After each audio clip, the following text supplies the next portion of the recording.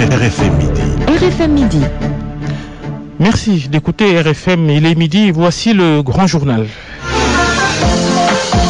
Babacar Fall. À la une, la première interview du tout nouveau directeur général du port de Dakar, Aboubakry Sadir Bey. Dès le début de ce grand journal, le remplaçant de Cheikh Kanté, il veut rendre le port plus compétitif. Il y a réunion du Conseil des ministres ce matin, la deuxième en 48 heures. Des changements pourraient encore être décidés à la tête de sociétés ou agences publiques. L'équation Assemblée nationale pour Macky Sall, le chef de l'APR, réunit ce soir les députés Benno Bokk Yakaar à la veille de la formation du nouveau bureau du Parlement. La santé dans ce midi, la gratuité de la césarienne dans les hôpitaux publics, c'est bien, mais ce n'est pas suffisant. Le traitement des complications liées à cette forme d'accouchement coûte beaucoup plus cher. On le verra avec Awambaye. Le grand journal, le journal international, sera présenté par Sorna Natambaye. Au Togo, l'opposition maintient la pression et obtient la lecture du projet de réforme constitutionnelle à l'Assemblée nationale ce mercredi. La session extraordinaire d'hier avait été suspendue. Situation humanitaire précaire en Centrafrique et surtout dans le nord-ouest. 28 000 personnes sont privées d'aide à cause du regain de violence. Les ONG qui opéraient dans la région ont décidé de partir. Et le journal de l'Afro-Basket à suivre avec Soda Cham. Le Sénégal au grand complet, toujours dans la même dynamique, reprendre le titre africain 20 ans après le dernier sacre. Vous aurez dans le journal de l'Afro-Basket les réactions des pivots Amady Ndiaye et Youssou Ndoye depuis Tunis à suivre l'avis des Sénégalais sur cette équipe du Sénégal qui joue contre l'Angola pour les quarts de finale ce jeudi. Et pour finir, leçon arbitrage avec Mbaye Babacar Gueye qui va nous parler des règles de 3 et 5 secondes. Rendez-vous à la fin de cette édition. Bienvenue, bonjour à tous.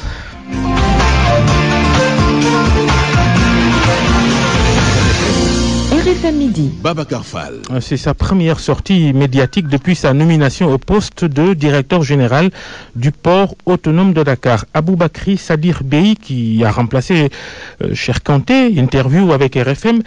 Le nouveau patron du port, il veut surfer sur l'ambition de rendre la société plus compétitive sur le continent africain. Je mesure les enjeux de ce grand département dans le dispositif du plan Sénégal émergent.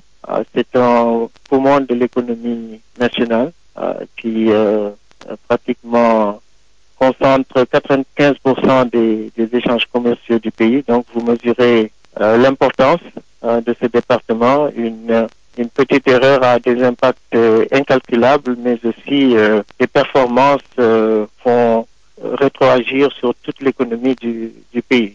Parce que le port, c'est un élément très très important qu'il faudra très gérer. Il faudra être compétitif et il faudra être innovateur. On sait que le port autonome de Dakar est une société très stratégique avec beaucoup d'enjeux, mais les problèmes ne manquent pas. Comment comptez-vous gérer la situation et surmonter les difficultés? Il faudrait que je m'imprègne d'abord de la situation, mais il est clair que le Sénégal, Dakar, c'est un hub logistique par nature, de par notre position géographique, de par notre culture, notre stabilité politique et sociale, notre savoir-faire aussi, qui date de très longtemps. Les difficultés ne manqueront pas, mais le potentiel n'est pas atteint du tout. Et je pense que c'est un dispositif qui a une carte à jouer sur le continent. Des propos recueillis par Elhadji Ndiogou Diène, la date de la passation de service entre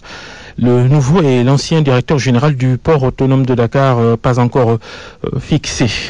D'autres changements, de nouvelles nominations à la tête de sociétés, directions ou agences nationales pourraient intervenir aujourd'hui à l'issue de la réunion du Conseil des ministres, la deuxième cette semaine pour le nouveau gouvernement. Agenda serré pour Macky Sall, le président de la République, chef de parti, l'APR, et chef de la coalition Benno Bokk Yakaar, vainqueur des législatives du 30 juillet dernier. Le président Sall rencontre les députés Benno ce soir. C'est à la veille de la formation du nouveau bureau de l'Assemblée nationale. Qui sera quoi? Nous avons cherché à savoir comment la majorité de l'opposition vont se partager les postes. Elhadji Ndiogou Diène. Dans les différentes coalitions représentées à l'hémicycle, la prudence est de mise. Difficile de leur tirer les verres du nez sur le jeu des alliances ou la composition du bureau. Dans le camp présidentiel, une seule certitude semble se dégager, la reconduction de Moustapha Niasse au perchoir. Même si ce choix ne fait pas l'unanimité, parce que certains responsables de la paire, comme Moustapha Cissé Lo, persistent et signent que le poste de président de l'Assemblée nationale doit revenir à leur parti, locomotive de la coalition Benno Bokk Yakaar. Le président du Parlement de la CEDEAO qui précise n'être pas candidat au perchoir.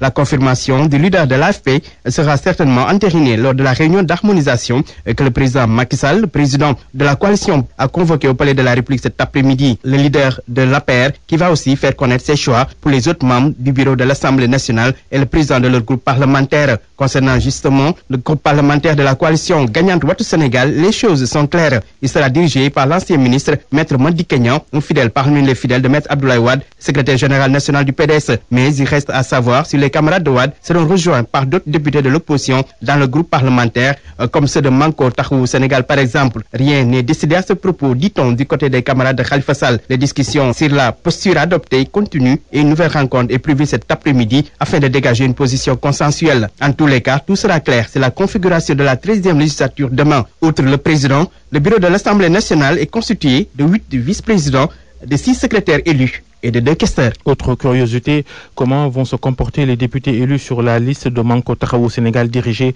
par le maire de Dakar, Khalifa Sall, incarcéré depuis plusieurs semaines. Justement, cette manifestation hier à Grand Yoff de personnes qui se réclament militants ou sympathisants du maire de Dakar incarcéré, on le rappelle, depuis le mois de mars dernier pour présumé détournement de deniers publics dans l'affaire de la caisse d'avance de la mairie.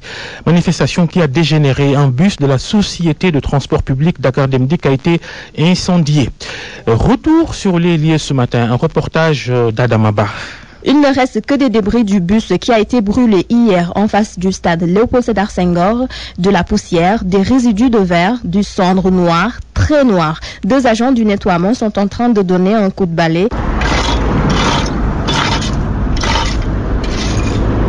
C'est encore calme, mais les quelques passants croisés dénoncent l'acte. Abdou. loolu amul kenn ku mu neex ñëpp ko naxal parce que dafa nekk loo xamante ne suñu alal ñun ñëpp ñun ñoo ciy dugg ñun ñoo ciy wàcc lu ñaaw la amul kenn ku ko rafetlu man xel nangu ko kenn waru ko rafetlu. Ce matin, l'air sentait encore la scène d'hier quand El Hadj a repris son service près de l'endroit où le bus a été brûlé. Témoin des faits, il garde encore frais le souvenir dans sa tête. On est sorti et on a vu la situation. On a vu qu'il y avait des pneus qui étaient brûlés et il y a un bus.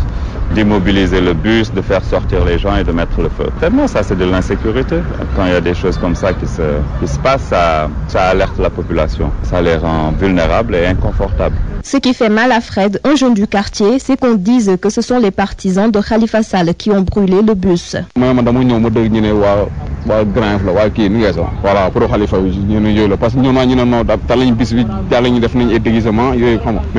D'autres par contre ne veulent même pas se prononcer sur la question parce qu'ils ont tout simplement peur que les auteurs de cet acte les reconnaissent et agissent contre eux. Une enquête a été ouverte en attendant de savoir ce que ça va donner. Donc, cette enquête ouverte par la police. Merci d'écouter le grand journal sur RFM à midi et bientôt 9 minutes. RFM. La radio de toute l'actualité. La radio de toute l'actualité. Babacar Fall. Un tour au marché, il y a des consommateurs qui font, des acheteurs surtout, qui font état de la présence sur le marché sénégalais d'un riz de mauvaise qualité, donc qui inonde le marché. Beaucoup ignorent la provenance de la denrée. Pour les commerçants, il faut beaucoup attention. Tout cela, en tout cas, reste à être confirmé par les services officiels compétents. En tout cas, les consommateurs interpellent les autorités déjà. Le reportage de Salimata Aou.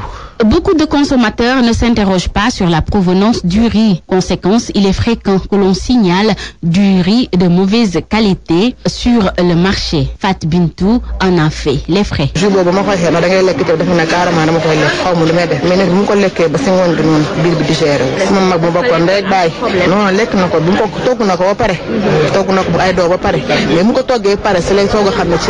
Madjama Silla est vendeur en gros. Il annonce qu'il n'a jamais eu ce problème ils s'approvisionnent chez le même vendeur. Matar relativise. Il estime qu'il ne faut pas s'alarmer. Il n'y a pas de danger.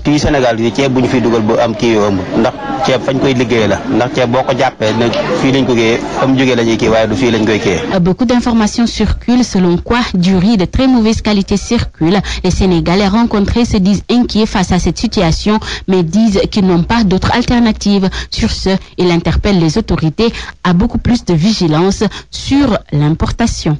C'est l'un des titres de cette édition d'information, rendre gratuites les complications post-césariennes. Un appel lancé par un spécialiste de la gynécologie. Il est gynécologue obstétricien. Il plaide pour les patientes démunies.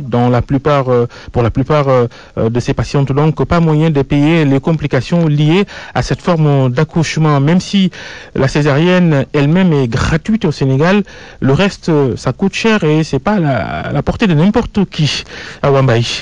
La césarienne, un acte chirurgical gratuit dans les structures de santé publique du Sénégal. Cette politique de l'État, dans le cadre de la couverture maladie universelle, est appliquée dans les hôpitaux et centres de santé. Mais le docteur Abdoulaye Sarr, gynécologue obstétricien au service de la maternité de l'hôpital Abass Ndao de Dakar, lance cet appel aux autorités et particulièrement au nouveau ministre de la Santé. Il faut rendre gratuites aussi les complications liées à la césarienne.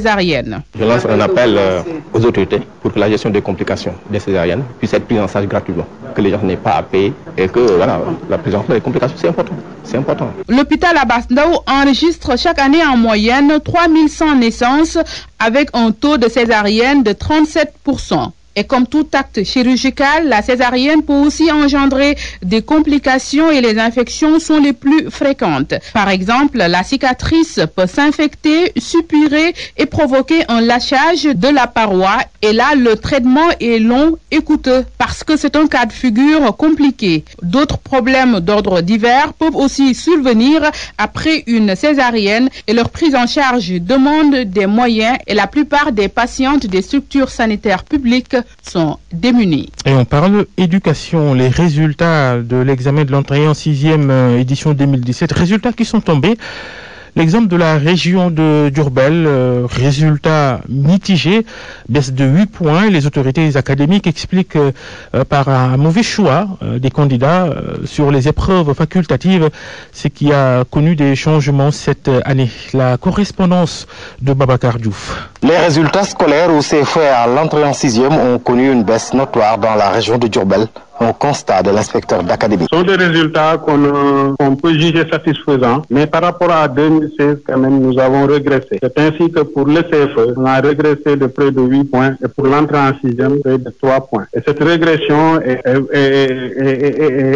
peut-être constatée dans toutes les IR. Même si tous les contours de cette baisse ne sont pas encore maîtrisés, des facteurs explicatifs sortent du lot. Pour le moment, nous sommes en train d'étudier les facteurs explicatifs, mais on pourrait d'ores et déjà envisager des hypothèses parce que pour ce qui concerne vraiment les épreuves facultatives, nous nous sommes rendus compte quand même qu'il y a eu quelques problèmes de choix au niveau des établissements. De façon beaucoup plus précise, les choix ont été faits certainement pour des élèves, à la place des élèves, et malheureusement avec la réforme, si vous ne faites pas l'épreuve facultative, si vous la choisissez et que vous ne composez pas, vous avez zéro. Toutefois, les autorités académiques se satisfont des résultats enregistrés dans les écoles franco-arabes. Maintenant, là où vraiment la région a fait un bond de près de 5 points, c'est au niveau du franco-arabe. Vraiment à ce niveau, notamment dans le département de Bambey et dans celui de Diourbel, nous avons connu un bond assez considérable. Ça veut dire que vraiment le franco-arabe est en train de bouger dans ces deux départements. Quoi qu'il en soit, des efforts sont encore nécessaires pour atteindre la barre des 99%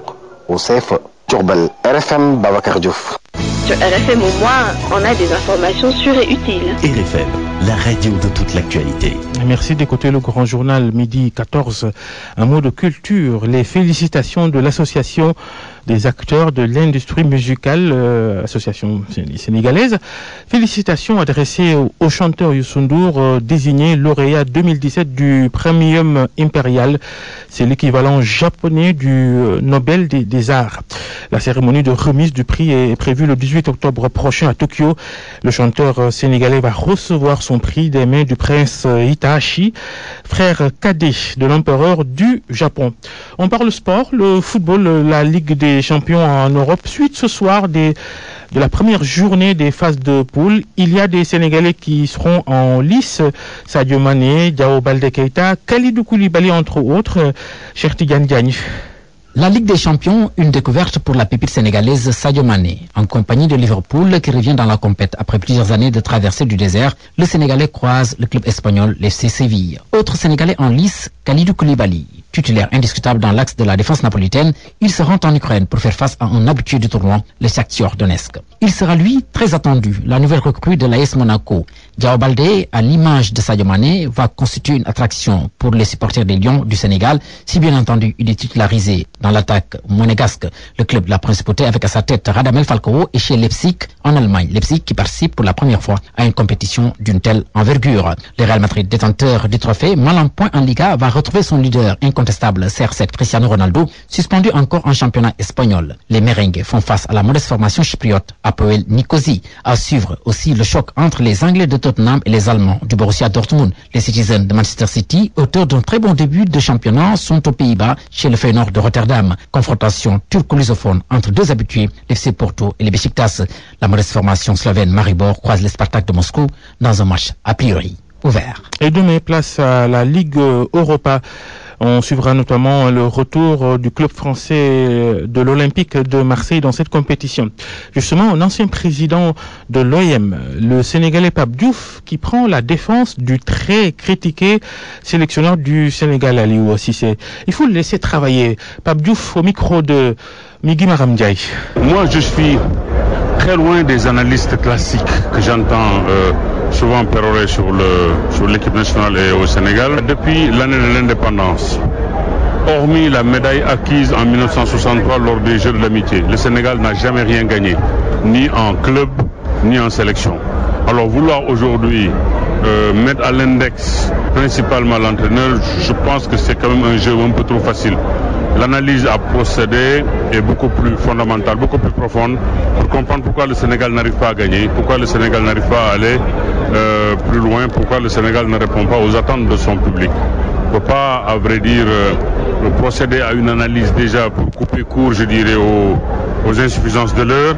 Il faut remonter beaucoup plus loin. Quel conseil à Aliou Cissé pour le reste de la compétition? Il n'y a pas de conseil à donner à Aliou Cissé. Je crois qu'Aliou Cissé est un garçon qui a appris le métier, qui a le sens du métier, qui sait parfaitement où il va et ce qu'il fait.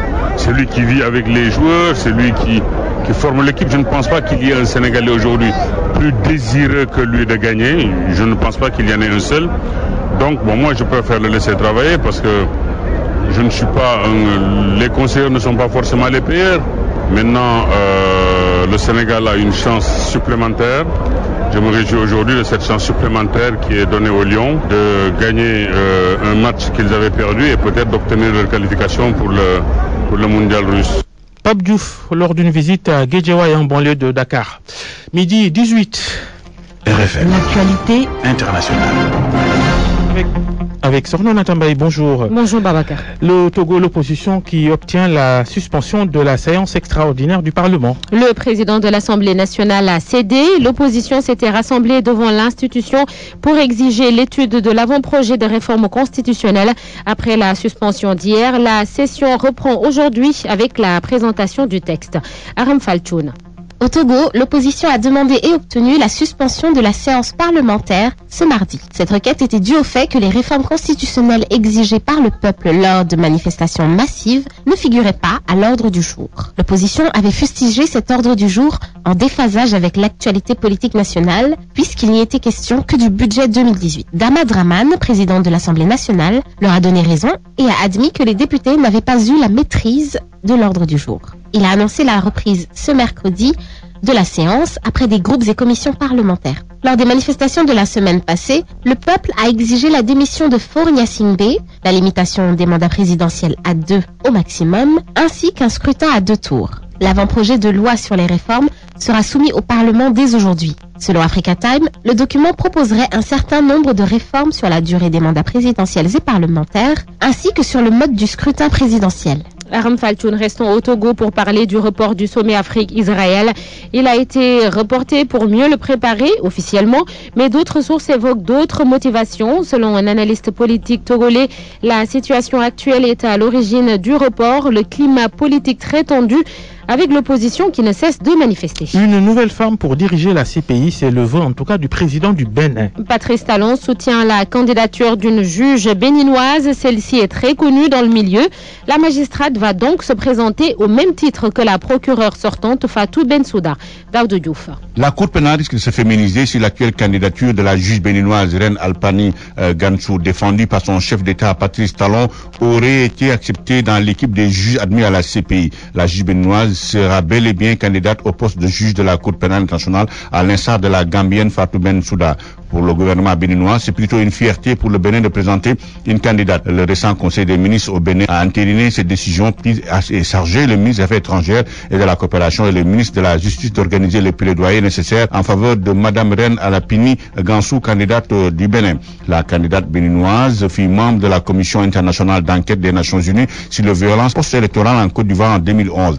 Elle est aussi la présidente de la Commission africaine des droits de l'homme et des peuples et rapporteure spéciale chez les défenseurs des droits de l'homme. Daouda Diouf, alias Morgan Tchangirai. On enchaîne avec la Centrafrique, la ville de Batangofo. C'est ça, qui est livrée à elle-même. Des organisations humanitaires ont décidé de quitter la localité, théâtre de violents combats entre groupes rebelles. Selon le responsable du comité de coordination des ONG, l'attaque ayant ciblé une base d'une ONG a entraîné le pillage des biens et la dispersion de la population. Le retrait de ces personnels humanitaires aura des conséquences sur les populations qui vivent de l'aide. Depuis jeudi dernier, 8 personnes ont été tuées, dont 7 civils, et 28 000 personnes ne reçoivent plus cet appui humanitaire. Babacar. Merci beaucoup, Sorno Natamba. C'était le journal international, midi passé de 21 minutes. RFM, la chronique du jour. On est mercredi, chronique Mbaye Sidi Mbaye, chronique politique cette semaine. Toutes ces semaines passées et à venir, un homme occupe les esprits et les plans sur la comète. Il s'appelle Macky Sall, président de la République de son État. Mais pourquoi donc? Eh bien parce qu'il donne le tournis à toute la société politique. Essayons de faire le point. Législative remportée haut la main, sa coalition gagne 125 sièges sur 165, majorité si impressionnante qu'on peut se demander par où passera le débat démocratique.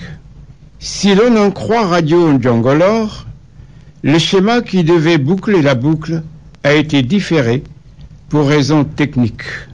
Ainsi est né le gouvernement John II.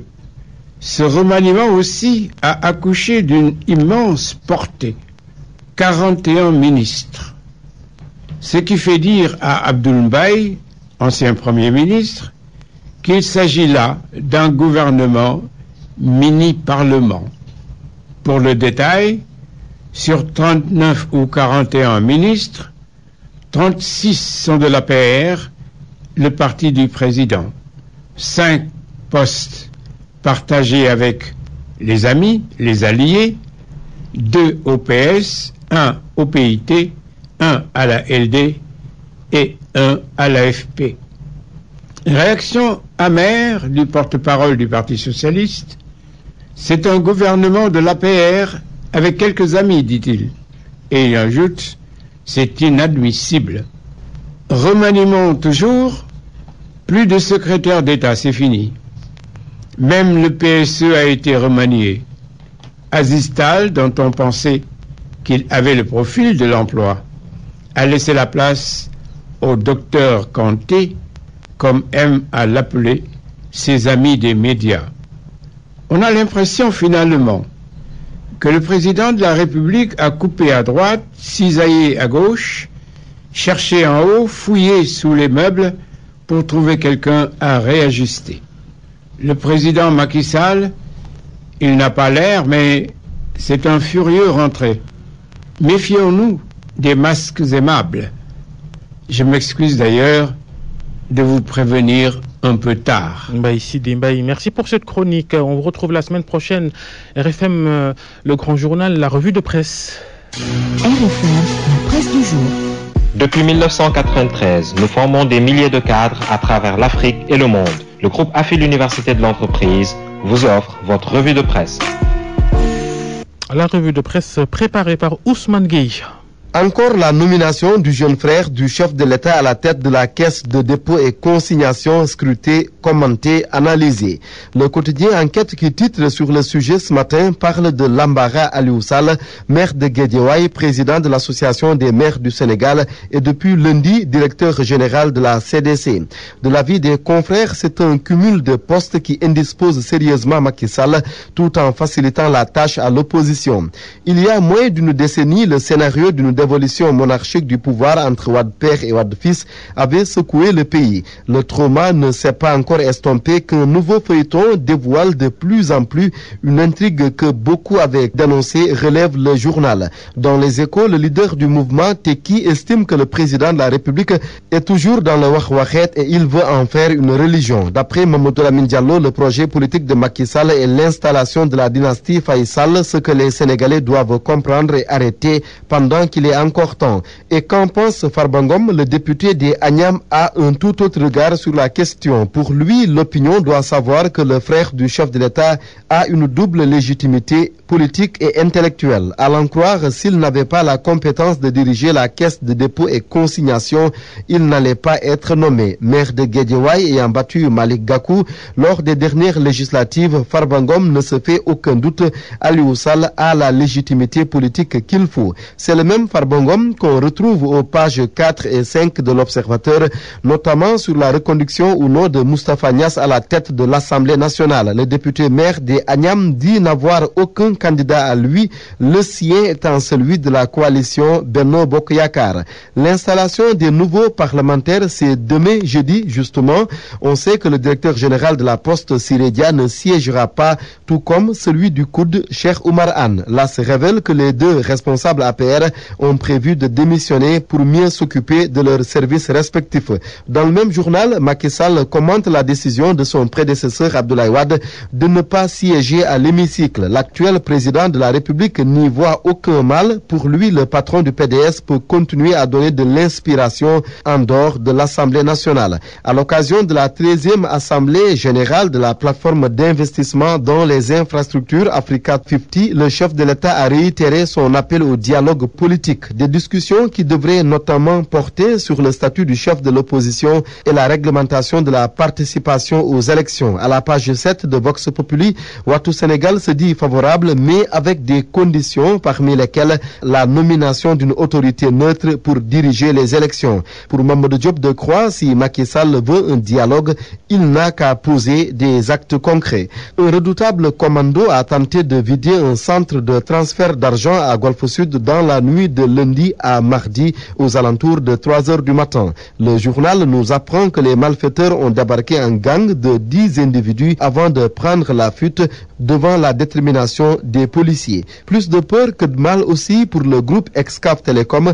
Libération, qui avait titré sur l'affaire hier, précise que la vente aux enchères a finalement été repoussée après que l'avocat de la société de la famille Diagne a fait appel. Une consécration de plus pour Youssou Ndour, c'est l'Observateur qui nous l'apprend. Le lead vocal du Super Étoile est le lauréat du Premium Imperial dans la catégorie musique décernée par le Japon. Libé précise que le sculpteur ghanéen El Anoussoui a aussi été distingué et tous les deux vont recevoir leur prix le 18 octobre à Tokyo, chacun devant empocher plus de 76 millions de francs CFA. La reprogrammation du match Afrique du Sud-Sénégal, les autorités sud-africaines ont finalement accepté la décision de la FIFA selon Vox Populi. Mais le sujet qui suscite le plus de passion, c'est le clash verbal entre Balla Gaye 2 et Gris Bordeaux qui n'a pas finalement eu lieu. Et pour cause, explique Sunu Lamb, le lion de Guédiawaye qui s'est présenté sur les lieux hier à 17h20 a attendu trop longtemps son adversaire qui n'a fait son apparition qu'à 18h45, d'où la bouderie. Diakarlo, de feu, donc reporté. Le groupe AFI l'Université de l'entreprise vous a offert votre revue de presse. Contactez-nous au 33 824 71 10 ou visitez notre site web au www.afi-ue.sn. Et c'était la revue de presse d'Ousmane Gueye. C'est la fin de ce grand journal. Un mot sur la météo. Des activités pluvio-orageuses relativement marquées seront notées sur la Casamance et le centre-sud, c'est-à-dire Fatick-Kaolack. Donc au cours de cet après-midi et probablement pendant la nuit, des pluies relativement faibles pourraient aussi être notées sur le centre-ouest, Dakar, Mbour, Thiès, et le sud-est, Tambacounda, Kédougou, Bakel et même jusqu'à Kaffrine durant cette nuit jusqu'au petit matin. Des infos des services météo du Sénégal. 12h30, c'est la fin de ce grand journal. Merci à tous de nous avoir suivis. Merci à Vincent qui était à la technique, Pape Oumar Diaw, notre régisseur d'antenne. Merci. On enchaîne tout de suite le journal de l'Afrobasket. Soda Cham, bonjour. Bonjour Babacar Fall. Du 8 au 16 septembre, le Sénégal co-organise avec la Tunisie l'Afrobasket masculin. Vous pouvez suivre les matchs du Sénégal en direct sur la RFM.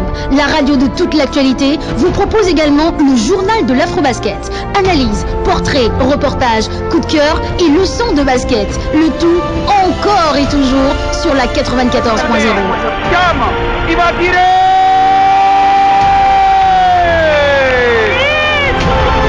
20 ans après le dernier sacre du Sénégal, les Lions vont-ils reconquérir le titre? Réponse du 8 au 16 septembre sur la 94.0.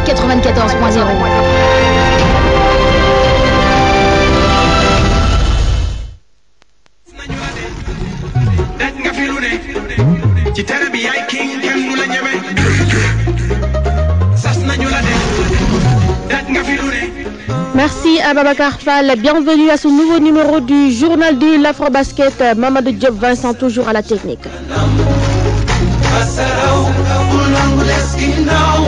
Nous démarrons avec l'actualité. Les Lions du Sénégal au grand complet, plus que jamais déterminés pour faire face aux Palancas Negras de l'Angola. Le pivot sénégalais Amady Ndiaye, qui a rejoint les Lions hier, reste confiant et fait aussi confiance à ses coéquipiers pour terminer en beauté le reste de la compétition. Amady Ndiaye, que je vous propose d'écouter.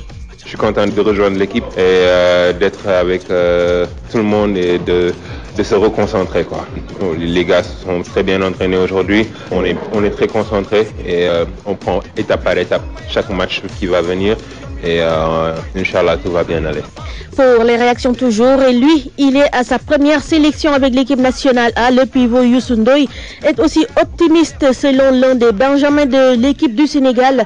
Tout passe par cette confrontation contre l'Angola, comptant pour les quarts de finale ce jeudi. Youssou Ndoye.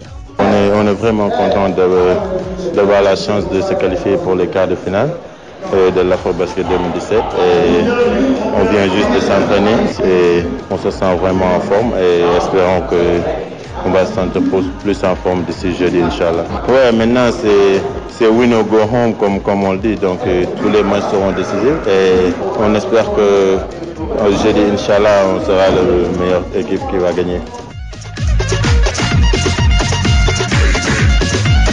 Et pour les quarts de finale, ça va démarrer ou ça va se tenir demain jeudi. Retenez qu'à 12h, Maroc fera face à l'Égypte.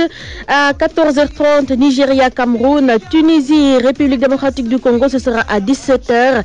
Et à 19h30, le Sénégal joue contre l'Angola. Et retenez bien aussi que pour les demi-finales prévues ce vendredi, le vainqueur de la rencontre Maroc-Égypte va croiser celui du match Tunisie, République démocratique du Congo. Et le vainqueur de la rencontre Nigeria-Cameroun va retrouver le vainqueur du match Sénégal-Angola.